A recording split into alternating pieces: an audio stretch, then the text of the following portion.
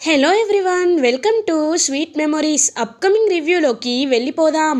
జగదాత్రి కేదార్ కమలాకర్తో 24 గంటల్లో సాక్ష్యాన్ని తీసుకొచ్చి చూపిస్తాం, కేదార్ ఈ ఇంటి వారసుడిగా నిరూపిస్తాం అని ఛాలెంజ్ చేసి ఇద్దరు ఒకరితో ఒకరు మాట్లాడుకుంటూ ఉంటారు. దాత్రి, నాకు చాలా భయంగా ఉంది. 24 గంటల్లో నేను సాక్ష్యం తీసుకురాలేకపోతే జీవితంలో ఎప్పటికీ నేను నాన్నకి కొడుకుగా నిరూపించుకోలేను. ఇలా జరిగితే నేను తట్టుకోలేను. కాబట్టి ఏదో ఒక ఆలోచన మనకి రావాలి. మనం ఎలా అయినా ఈ ఇంటి వారసులుగా నిరూపించుకోవాలి దాత్రి అని అంటాడు కేదార్. కేదార్, మనకి ఆ దేవుడిపై నమ్మకం ఉంది. మనకి దారి చూపించేది ఆ దేవుడే. ఎందుకంటే ఎప్పుడు మనం ఇలాంటి కష్టాలను ఫేస్ చేయలేదు. ఆ దేవుడే మనకి దారి చూపిస్తాడనగానే వెంటనే కేదార్కి ఫోన్ కాల్ వస్తుంది. ఆ ఫోన్ కాల్లో క్లియర్గా తన వాచ్మెన్, రాజమహల్కి సంబంధించిన వాచ్మెన్ ఫోన్ చేస్తాడు. ఫోన్ చేసి, హలో సార్, మీకు సంబంధించిన వాళ్ళు ఎవరైనా తిరిగి రాజ్మహల్కి మీ అచ్యుతాపురానికి వస్తే నన్ను కాల్ చేయమని చెప్పారు కదా. మీ తాతయ్య గారు తిరిగి వస్తున్నారు. ఇన్ని రోజులు ఆయన హిమాలయ పర్వతంలో ఉన్నారు. ఇప్పుడు ఆయన తిరిగి వచ్చేస్తున్నారు సార్. రేపే ఆయన వస్తారు అని చెప్పడంతో ఇంకా ఎంతో హ్యాపీగా ఫీల్ అవుతారు కేదార్. ఇంకా జగదాత్రితో, దాత్రి, నిజంగా దేవుడు ఉన్నాడు దాత్రి. ఎందుకంటే నువ్వు చెప్పినట్టే ఇదిగో మా తాతయ్య, మా అమ్మ వాళ్ళ నాన్నగారు నిన్నే హిమాలయాల నుండి బయలుదేరారంట. ఆయన ఖచ్చితంగా రేపటికల్లా వచ్చేస్తారు. రేపు సాక్ష్యాన్ని ఆయన నోటితోనే చెప్పిస్తే, నాన్న గురించి నిజాలని చెప్పించి నేను ఈ ఇంటి వారసుని తెలియచేస్తే ఖచ్చితంగా చాలా హ్యాపీగా ఉండొచ్చు దాత్రి. ఈ ఇంటి వారసుడిగా నిరూపించడానికి మనకి సాక్ష్యం దొరికేసింది అని ఎంతో హ్యాపీగా ఫీల్ అవుతాడనమాట కేదార్. అయితే ఇంకేంటి కేదార్, రేపు వెళ్ళి మనం హ్యాపీగా తాతయ్య గారిని ఇక్కడికి తీసుకొద్దామని ఇంకా అలా అక్కడి నుండి వెళ్ళిపోతారు జగదాత్రి అండ్ కేదార్. ఈ మాటలన్నీ వినేస్తాడు కమలాకర్. విని, అవునా, మీరు సాక్ష్యాన్ని తీసుకొస్తారా? కానీ ఆ సాక్ష్యమే లేకుండా నేను చేస్తాను కదా అని కమలాకర్ చాలా క్రూయల్గా ఆలోచిస్తూ ఉంటాడు. ఇది ఇలా ఉండగా మార్నింగ్ అవుతుంది. జగదాత్రి, కేదార్ అచ్యుతాపురానికి బయలుదేరుతారు. కమలాకర్ కూడా తన రౌడీలతో సీక్రెట్గా బయలుదేరుతాడు. బయలుదేరి అలా వెళ్ళి వాళ్ళని గమనిస్తూ ఉంటాడు. కేదార్, జగదాత్రి అచ్యుతాపురంలో ఉన్న వాళ్ళ రాజ సంస్థానానికి రీచ్ అవుతారు. సో అలా వాళ్ళ తాతయ్య దగ్గరికి వెళ్తారు. తాతయ్య అని పిలుస్తాడు కేదార్. ఎవరు బాబు నువ్వు అని అంటారు వాళ్ళ తాతయ్య. వెంటనే ఇంకా కేదార్ దగ్గరికి వచ్చి నిలబడతాడు. వచ్చి కేదార్ మొహం చూడగానే సుహాసినిలా కనబడతారనమాట కేదార్ వాళ్ళ తాతగారికి. నువ్వు నా వారసుడివా? నువ్వు కేదార్వా అని అడుగుతారు. అవును తాతయ్య అని అంటాడు కేదార్. ఒక్కసారిగా వాళ్ళ తాతయ్య కేదార్ని హక్ చేసుకుంటారు. నన్ను క్షమించు బాబు, నన్ను క్షమించు. నేను ఈ మాట నా కూతురు సుహాసినితోనే చెప్పాలి, కానీ తనతో నేను చెప్పలేకపోయాను. తన ప్రాణం పోయే ఆఖరి నిమిషం వరకు కూడా నేను తనతో మాట్లాడలేకపోయాను. కనీసం తనలో ఉన్న నీతో అయినా నేను క్షమాపణ చెప్పాల్సిందే బాబు అని ఇంకా చాలా కుమిలిపోతూ ఉంటారు వాళ్ళ తాతగారు. తాతయ్య, ఏమైంది, ఎందుకంత ఫీల్ అవుతున్నావు అని అంటారు. లేదు, ఒకప్పుడు సుహాసిని సుధాకర్ అనే అబ్బాయిని ప్రేమించానని, పెళ్లి చేసుకొని వచ్చామని తను డైరెక్ట్గా పెళ్లి చేసుకుని వచ్చింది. కానీ సుధాకర్కి మనకి స్థాయి విభేదాలు, ఇంకా కొన్ని విభేదాలు ఉన్నాయి. అందుకే వాటి వల్ల నేను సుధాకర్ని వదిలే నీకు మన వాళ్ళలోనే మంచి సంబంధం తీసుకొస్తాను అన్నాను. కానీ తను ఒప్పుకోలేదు. పంతంతో నేను ప్రేమించింది సుధాకర్నే, ప్రాణం పోయిన సుధాకర్తోనే ఉంటాను, సుధాకర్నే పెళ్లి చేసుకుంటానని పెళ్లి చేసుకుంది. కాబట్టి అప్పటి నుండి తన్ని చీకొట్టాను, అసహించుకున్నాను. నా కూతురిగానే ఉండకూడదు అని తన్ని వెలివేశాను. అయినా నిండు గర్భిణిగా నిన్ను కడుపులో మోస్తూ కూడా నా ఇంటికి వెళ్తూ ఉన్నా. నేను తన్ని రానివ్వలేదు. తన్ని అప్పుడు కూడా నా రాతి గుండె కరిగించలేదు. అలా నెలలు గడిచాక నువ్వు పుట్టావని తెలిసింది. అప్పుడే తను సంతోష జీవితాన్ని గడపడం మొదలుపెట్టింది. ఆ తర్వాత చాలాసార్లు నా దగ్గరికి రావాలనుకున్నా నేను రానివ్వలేదు. ఆ తర్వాత మరొకసారి ప్రెగ్నెంట్గా ఉంది అని ఎవరో చెప్తుంటే విన్నాను. లేదు, నా కూతుర్ని నేను ఎలా అయినా కాపాడుకోవాలి, నా ఇంటికి తెచ్చుకోవాలని ఊరంతా వెతికాను. కానీ నా కూతురు ఎక్కడ కనపడలేదు. సుహాసిని ఎక్కడికి వెళ్ళిపోయిందో తెలీదు. నిండు గర్భిణిగా ఎక్కడ ఉందో, ఏం చేస్తుందో కూడా నాకు తెలీదు. అప్పటి నుండి తన గురించి వెతకని చోటంటూ లేదు. ఆ సుధాకర్ మీ నాన్న మిమ్మల్ని వదిలి చాలా పెద్ద తప్పు చేశాడు అని బాధపడుతూ ఉంటే, తాతయ్య మీ బాధలో అర్థం ఉంది. కానీ మా నాన్నగారు మా అమ్మని వదిలేయడానికి కొన్ని కారణాలు ఉండొచ్చు. ఆ కారణాలు మనకి తెలియకపోవచ్చు. మీరు నాకొక హెల్ప్ చేయాలి తాతయ్య అని అంటాడు కేదార్. జగదాత్రి కూడా అవును తాతయ్య గారు, మీ వల్లే మాకిప్పుడు ఒక మంచి మాకు చాలా యూజ్ అవుతుంది. కేదార్ ఇన్నాళ్ళుగా ఇంటి పేరు కోసమే పోరాడుతున్నాడు. తనకి వజ్రపాటి అనే ఇంటి పేరు కావాలని, తన్ని లోకం అనాథగా గుర్తించకూడదనే ప్రాకులాడాడు. కానీ సుధాకర్ గారు వాళ్ళ ఫ్యామిలీ మెంబర్స్ అందరూ కేదార్ని ఇంటి వారసుడిగా ఒప్పుకోవడానికి ఆలోచిస్తున్నారు. దానికి కారణం సరైన సాక్ష్యం లేకపోవడమే. ఇప్పుడు మీరు జరిగిందంతా ఇదే విషయాన్ని వాళ్ళతో చెప్తే ఖచ్చితంగా వాళ్ళు అర్థం చేసుకుంటారు. తాతయ్య గారు, మీరు కూడా మాతో పాటు సిటీకి బయలుదేరండి అని అంటారు. నా మనవడి ఆస్తి కంటే, నా మనవడి ఇంటి పేరు కంటే, నా మనవడి సంతోషం కంటే నాకు ఏది ఎక్కువ కాదు. ఖచ్చితంగా మీరు చెప్పినట్టే వస్తానమ్మా. వచ్చి అక్కడ కేదార్ పుట్టుక రహస్యాన్ని ఖచ్చితంగా చెప్తాను అని అలా ఇంకా బయలుదేరుతూ ఉంటారనమాట.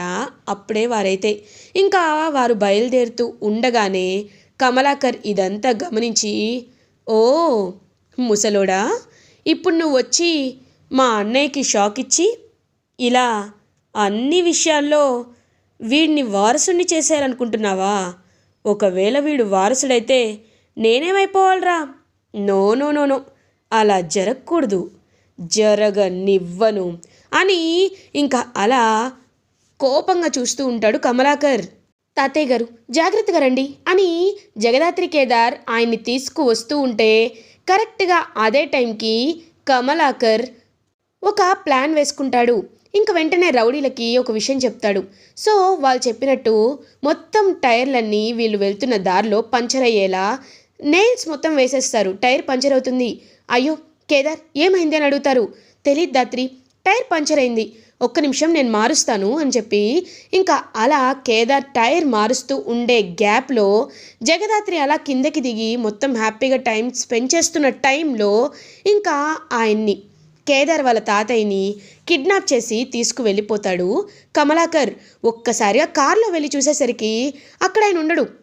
ఒక్కసారిగా షాక్ అయిపోతారు. ఇదేంటి, లేరేంటి, తాతయ్య గారు అని మొత్తం వెతుకుతారు. కేదార్, ఏంటి కేదార్ ఇది, తాతయ్య గారు ఎక్కడున్నారు కేదార్ అని చెప్పి వెతుకుతూ ఉంటే, దాత్రి నాకు అర్థం కావట్లేదు, అసలు ఏం జరుగుతుంది దాత్రి ఇక్కడ అని మొత్తం చూస్తే జగదాత్రికి అప్పుడే కింద ఒక చైన్ దొరుకుతుంది. ఆ చైన్ కమలాకర్ మెడలో ఉండడం గమనిస్తుందన్నమాట దాత్రి. ఈ చైన్ కమలాకర్ మావయ్య గారిదే అంటే కమలాకర్ మావయ్య గారే ఇదంతా చేశారన్నమాట అని అంటుంది జగదాత్రి. అవును దాత్రి, కావాలనే నేను ఈ సాక్ష్యాన్ని తీసుకొస్తానని తెలిసే మనతో పాటు ఫాలో అయ్యారు. టైం చూసి తాతయ్యని తెలివిగా ప్లాన్ చేసి కిడ్నాప్ చేసి తీసుకువెళ్ళిపోయాడు. ఇప్పుడు తాతయ్య లేకపోతే ఎలా? ఒకవేళ వాళ్ళ తాతయ్యకి ఏదైనా ప్రమాదం తలపెడతారేమోనని చాలా భయంగా ఉంది దాత్రి అని అంటారు. నాకు అలాగే ఉంది. కానీ ఇప్పుడు మనం జగదాత్రి కేదార్లా కాదు, జేడి కేడీలా ఆలోచించాలి అని చెప్పేసరికి ఇంకా ఆలోచనలో పడతాడు కేదార్. వెంటనే జగదాత్రి రమ్యకి కాల్ చేస్తుంది. కాల్ చేసి ఇంకా వెంటనే, రమ్య నీకు ఒక ఫోన్ నెంబర్ ఇస్తాను, నువ్వు ఆయనది ట్రేస్ చేయాలి సరేనా అని అంటారు. సరే తప్పకుండా మేడం అని చెప్పి ఇంకా వెంటనే అలా జగదాత్రి అయితే కమలాకర్ ఫోన్ నెంబర్ ఇవ్వడంతో కమలాకర్ నెంబర్ని ట్రేస్ చేస్తారు. ట్రేస్ చేసిన తర్వాత కమలాకర్ ఒక ప్లేస్లో ఉండడం తెలుస్తుంది. జగదాత్రి కేదార్ కమలాకర్ ఉన్న ప్లేస్లోకి బయలుదేరుతారు. బయలుదేరి ఇంకా రౌడీలందరినీ చూస్తూ ఉంటాడు. కమలాకర్ పొగరుగా కూర్చుంటాడు. ఏంటి జగదాత్రి, అంటే ఇప్పుడు నువ్వు ఈ రౌడీలందరినీ వీళ్ళని మీరిద్దరూ ఫినిష్ చేసి వెళ్తారనుకుంటున్నారా? నో, అలా ఎప్పటికీ జరగదు. ఎందుకంటే మీరేంటో నాకు తెలుసు. మీరొక సాదా సీదా మనుషులు. మీరు ఇంతమంది రౌడీలను తప్పించుకొని ఈ ముసలివాణ్ణి ఎలా తీసుకువెళ్తారో నేను చూస్తాను. రేయ్, ఇంకేంట్రా చూస్తున్నారు, వేసేయండ్రా వాళ్ళని అని అనేసరికి అలా కమలాకర్ వెనక్కి తిరిగి ముందు తిరిగి చూసేసరికి అక్కడ ఇద్దరు రౌడీలు పడిపోయి ఉంటారు. ఒక్కసారిగా అలా తల పైకెత్తి కమలాకర్ చూసేసరికి జగదాత్రి పిడికిలి బిగించి వాళ్ళని ఒక్క పంచిస్తుంది. ఒక్కసారిగా మైండ్ బ్లాక్ అయిపోతుంది కమలాకర్కి. ఇంకా కేదార్ అయితే బాగా రౌడీలు వస్తుంటే ఆ కేదార్ బాగా వాళ్ళని చేత్తోనే కొట్టి కొట్టి కొడతాడు. ఇటువైపు జగదాత్రి, ఇటువైపు కేదార్ ఇద్దరు కలిసి బాగా కొడతారనమాట. వాళ్ళందరినీ కొట్టి కొట్టి కొట్టి ఫుల్గా కొట్టి పడేస్తూ ఉంటే అదంతా కళ్ళతో చూస్తున్న కమలాకర్కి మైండ్ బ్లాక్ అయిపోతుంది. ఏంటి వీళ్ళు, నిజంగా వీళ్ళు మనుషులేనా, రౌడీలని ఇలా కొడుతున్నారేంటి, కనీసం మానవత్వం లేకుండా కొడుతున్నారు, అసలు వీళ్ళు ఏంట్రా బాబు అని కమలాకర్ భయపడుతూ ఉంటే కరెక్ట్గా అదే టైంకి కమలాకర్ తన దగ్గర ఉన్న గన్ని తీసి అలా జగదాత్రి వైపు ఏం చేస్తూ ఉంటాడు. ఒక్కసారిగా జగదాత్రి ఆ గన్ పట్టుకొని కమలాకర్కి గురి పెడుతుంది. షాక్ అయిపోతాడనమాట కమలాకర్. ఏంటి, ఓ గన్లో మ్యాగజైన్ లోడే సరిగ్గా చేయలేదు, అలాంటిది నువ్వు నన్ను షూట్ చేస్తావా అని ఇంకా గన్ అలా తన పాకెట్ కేదార్ అయితే తన పాకెట్లో ఉన్న బుల్లెట్స్ని చూసిస్తాడు. ఇది వీటికి సంబంధించిందే కదా దాత్రి అని అంటారు. పర్ఫెక్ట్ కేదార్, ఈ బుల్లెట్స్ ఈ గన్ మ్యాగజైన్కి కరెక్ట్గా పర్ఫెక్ట్గా సెట్ అవుతాయి. ఇలాంటివి మనం ఎన్ని చూడలేదు, మన సర్వీస్లో ఎంతమందిని చూడలేదు అని మ్యాగజైన్ గన్ లోడ్ చేసి మ్యాగజైన్ నింపి గన్లో పెట్టి అలా కమలాకర్కి చూపిస్తూ ఉంటుంది దాత్రి. ఒక్కసారిగా షాక్లో ఉండిపోతాడు కమలాకర్. మీరు పోలీసా అని అంటారు.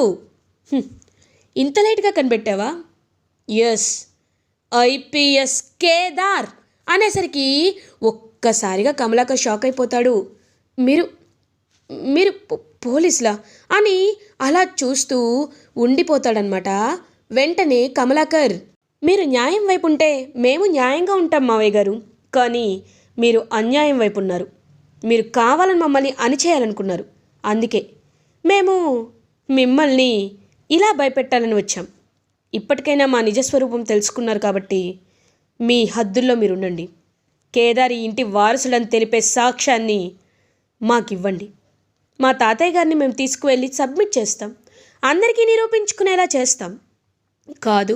కూడదు, మీ పదవి, హోదా, మీ అంతస్తులు వాడతామంటే చెప్పాం కదా, మాలో ఉన్న జేడీ కేడీలు బయటికి రావాల్సి వస్తుంది. బాయ్, తాతయ్య గారు రండి అని అలా ఇంకా వాళ్ళ తాతయ్యని తీసుకువెళ్తూ ఉంటారు జగదాత్రి అండ్ కేదార్.